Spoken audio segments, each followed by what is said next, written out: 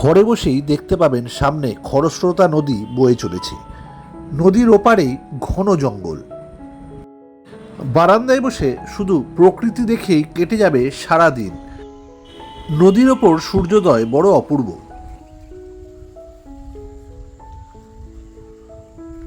নদীর পাড়েই থাকা হবে মাটি থেকে অনেক উঁচুতে টং হাউসে। নদীর পাড়ে বাঁধের উপর দিয়ে হেঁটে বেড়ালে এক অপূর্ব অনুভূতি হবে। এখানে থাকার জন্য রয়েছে বেশ কয়েকটা রিসোর্ট। ঘরের বারান্দায় বসেই দেখা পাবেন নানান রকমের রং বেরঙে পাখির। গভীর জঙ্গলের বিভিন্ন কার্যকলাপও উপলব্ধি করা যাবে ঘরের বারান্দায় বসেই।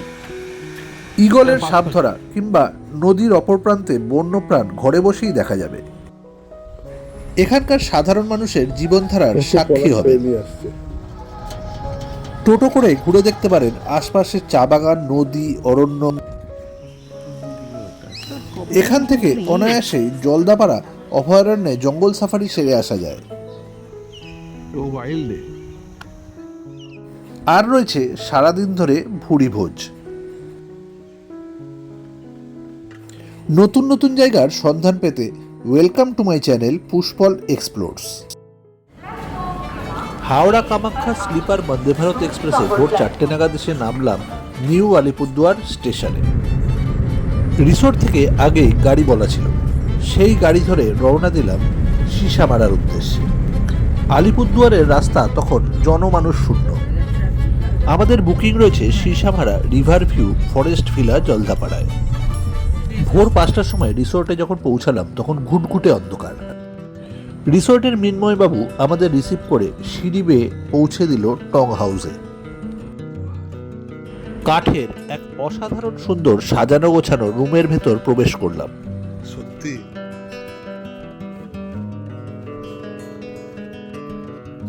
একেবারে রাতের অন্ধকারে পৌঁছানোয় আশপাশটা কিছুই চিনতে পারলাম না। এখন খুলছি না।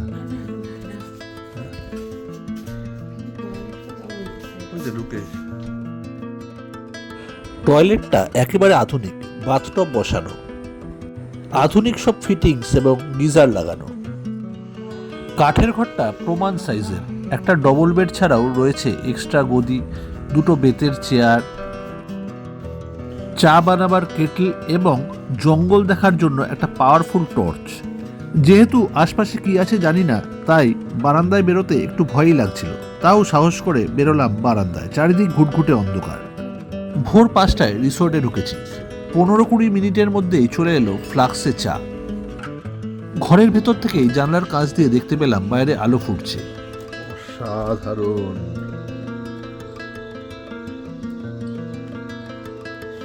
সিসামারা নদী, সকাল হচ্ছে, কত রকমের পাখি যাচ্ছে। অল্প অল্প করে আলো বাড়ছে আর চারিদিকের প্রকৃতি চোখের সামনে দৃশ্যমান হচ্ছে।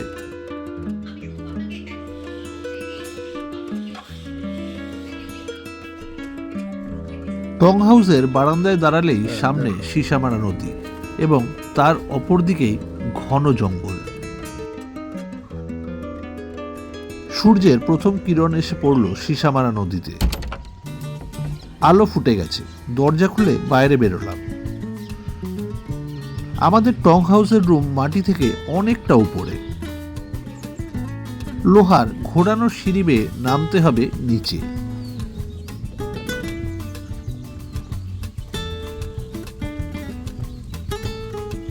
নিচ থেকে দেখলে বোঝা যাচ্ছে আমাদের রুমগুলো লোহার স্ট্রাকচারের ওপর ঝুলন্ত। অনেকটা জায়গা জুড়ে আমাদের রিসোর্টের ক্যাম্পাস। তোরসার বন্যায় অনেকটাই নষ্ট হয়ে গিয়েছে এই সাজানো গোছানো ক্যাম্পাস। ভোরের মৃদু হাওয়ায় দোলনায় দোল খেতে বেশ ভালো লাগছে। মাটি থেকে অনেকটা উপরে আমাদের এই টং হাউস। রিসোর্ট চত্বরের বাইরেই সিসামারা নদীর পাড়ে একটি বাঁধ এবং তার উপর দিয়ে চলার রাস্তা। বাইরে থেকে আমাদের রুম দুটো দারুণ দেখতে লাগছে। এই রুমে বসে পুরো সিসামারা নদী এবং অপর প্রান্তের জঙ্গল ভালোভাবেই দেখা যায়।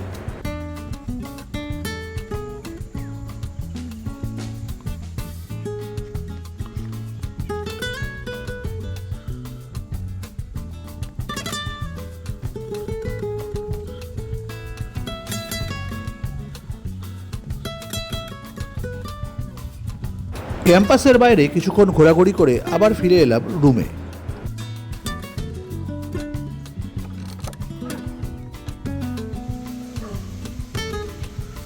একটু ফ্রেশ হয়ে রওনা দিলাম খাওয়ার জায়গার দিকে। সুন্দর ছাউনি দেওয়া চারিদিক খোলা ডাইনিং এরিয়া। ব্রেকফাস্টে সার্ভ করা হলো লুচি, আলুর চচ্চড়ি আর ডিমের অমলেট।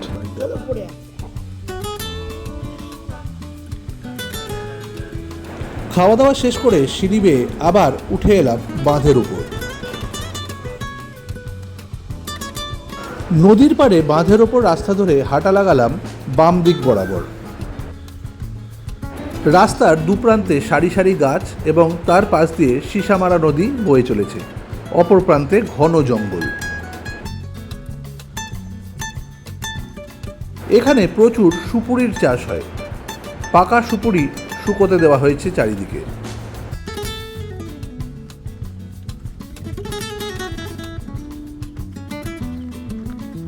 সামনে রাস্তার ধারে আরেকটা রিসোর্ট দেখা যাচ্ছে। এটা এখানকার সব থেকে পুরনো রিসোর্ট।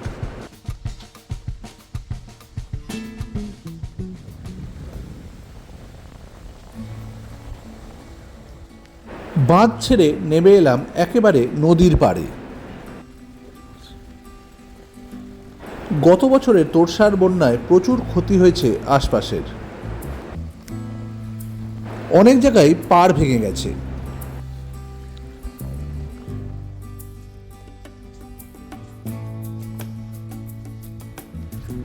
কি সুন্দর জায়গাটা, সীসামারা নদী বয়ে চলেছে, দূরে একটা রিসোর্ট, আর এই লাস্ট যে বন্যা মতো হয়েছিল তাতে এই পলি পড়েছে পুরো পাড়গুলোতে। অপূর্ব সুন্দর জায়গা, ঘন্টার পর ঘন্টা এখানে কাটিয়ে দেওয়া যায়।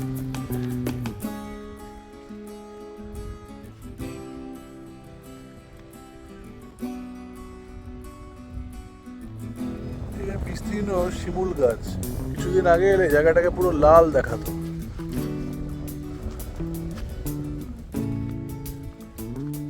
হাঁটতে হাঁটতে চলে এলাম একেবারে বাঁধের শেষ প্রান্তে। বাঁধ ধরে হাঁটতে হাঁটতে এলাম, তো বাঁধ এখানেই শেষ, সামনেই নদী। কি অপূর্ব জায়গাটা। তোরসা ছেড়ে সীসামারা নদী বেরিয়েছে, আবার তোরসাতেই গিয়ে মিশেছে এই সীসামারা নদী। এবার ওই পথ ধরেই পুরোটা ফিরবো আবার।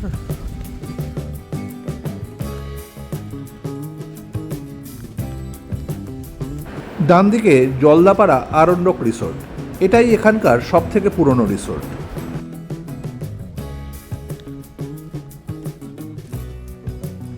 নদীর ওপ্রান্তে জঙ্গলে পলাশ ফুল ফুটে রয়েছে। রাস্তার দুপ্রান্তে এই সমস্ত গাছগুলি শিমুল গাছ।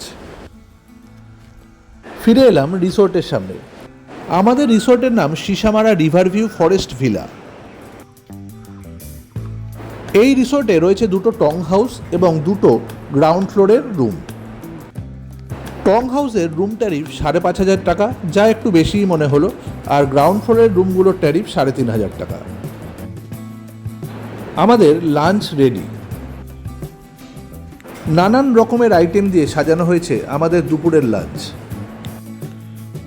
ডাল, লাউ চিংড়ি, বেগুন ভাজা, আলু ভাজা, পাবদা মাছ, রয়েছে রুই মাছ, চাটনি, রসগোল্লা। খাওয়া দাওয়া শেষ করে এবার সময় ঘরে এসে বারান্দায় বসে একটু বিশ্রাম নেওয়া।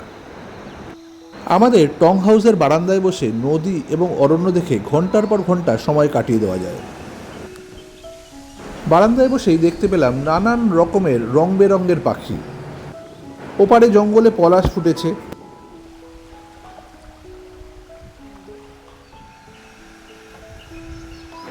পাখিদের কার্যকলাপ দেখে শুধুই মুগ্ধ হচ্ছি।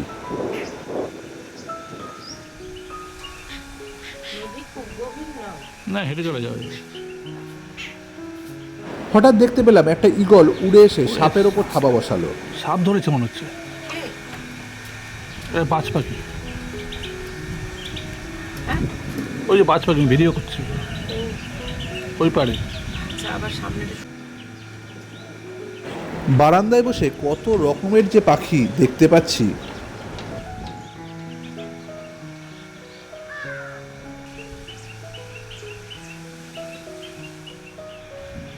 হঠাৎ দেখতে পেলাম স্থানীয় কিছু বাসিন্দা লাঠি হাতে নদী পার হচ্ছে। গাছের ডালে পাখিটা একটা পোকা ধরেছে। পরে জানতে পারলাম এরা ও প্রান্তে কাঠ সংগ্রহ করতে যায়। এক ব্যক্তি আবার ওপারের জঙ্গলের পলাশ গাছ থেকে পলাশ ফুল সংগ্রহ করে এপারে নিয়ে আসছে। কত পলাশ পেয়ে নিয়ে আসছে। বিকেলে একটা টোটো বলা ছিল, তাতে বেরিয়ে পড়লাম সাইট সিইং এ। ওখান থেকে 4টে উঠেছে। রেস দরকার আমাদের শরীরে। গ্রামের মধ্যে দিয়ে আমরা চলেছি সিসামারা নদীর বাঁধ সাফারি করতে।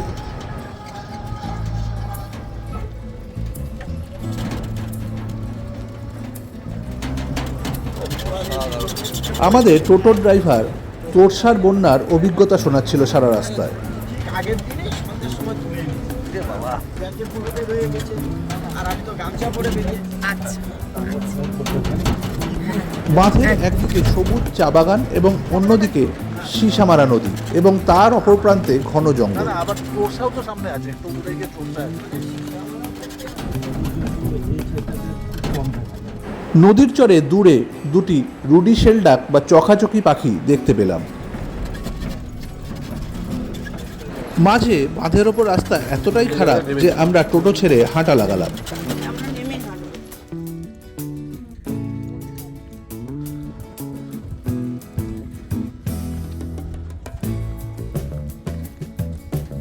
ময়ূর ডাকছে।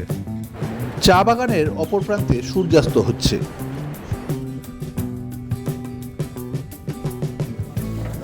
বাঁধ সাফারি করে আমরা চলে এলাম জলদাপাড়া ফরেস্টের ইস্ট রেঞ্জ কাউন্টারে পরদিনের সাফারির টিকিট কাটতে। এখানে সন্ধ্যে 6টার পর থেকে পরদিনের সাফারির বুকিং হয়। সাফারি বুক করে রাতের অন্ধকারে ফিরে এলাম রিসোর্ট। বিকেলে গরম গরম ডিমের চপ পরিবেশন করা হলো।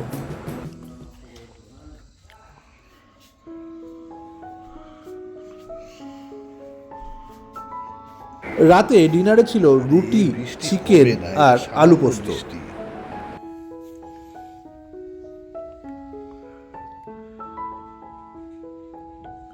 জমিয়ে ডিনার সেরে শুয়ে পড়লাম তাড়াতাড়ি। টোটো বলা ছিল, পরদিন ভোর 5টায় বেরিয়ে পড়লাম মর্নিং সাফারি করতে।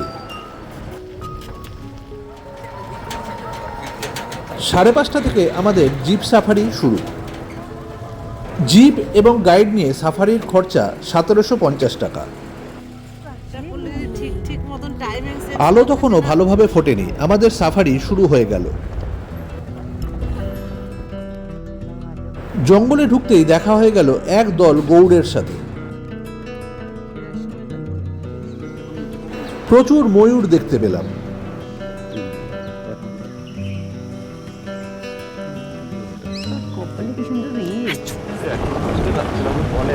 একটু আসতে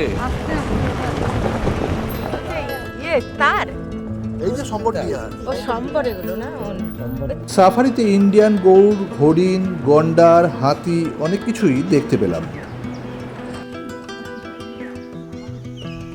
একেবারে কাছ থেকে দেখতে পেলাম ময়ূরের নাচ। কি অপূর্ব দৃশ্য।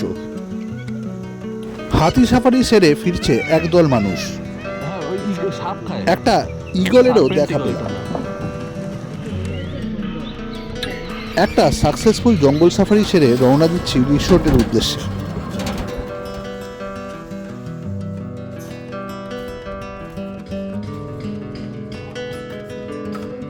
রুমে ফিরে বারান্দায় এসে বসলাম কিছুক্ষণ। ব্রেকফাস্টে চলে এলো চা, ব্রেড টোস্ট আর ডিমের অমলেট।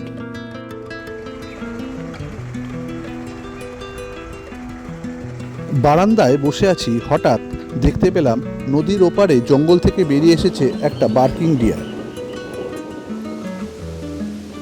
ঘরে বসে জঙ্গলের অনুভূতি নিতে দারুণ লাগছে।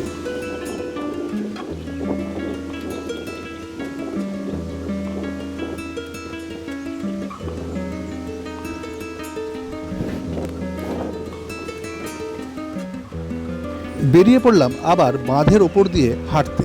এবার হেঁটে যাব অন্যদিকে। এদিকেও বাঁধের ধারে বেশ কয়েকটা রিসোর্ট হয়েছে। দেখি সামনে তোরসাটা যেখানে মিশছে। নেমে এলাম একেবারে নদীর পাড়ে। এই চঞ্চল নদী দেখে মনে হলো এখানে র্যাফটিং করা যেতে পারে।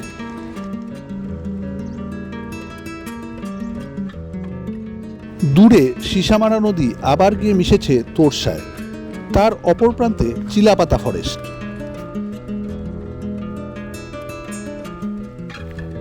একটা কুকুর আমার সঙ্গে সঙ্গে ঘুরে বেড়াচ্ছে। হ্যাঁ, রাইনোটা তো সবথেকে পুরনো। হ্যাঁ হ্যাঁ হ্যাঁ। বাঁধের ধারে কি সুন্দর সুন্দর ফুল ফুটেছে। একজন স্থানীয় মানুষ জানালো এখানে 2.5 বিঘা জমি বিক্রি আছে। আমাদের দিকে যদি কেউ ইন্টারেস্টেড থাকে। রিসোর্টে ফিরে এসে সেরে ফেললাম লাঞ্চ। প্রকৃতির মধ্যে অপূর্ব সুন্দর সময় কাটিয়ে রওনা হলাম শিলিগুড়ির উদ্দেশ্যে।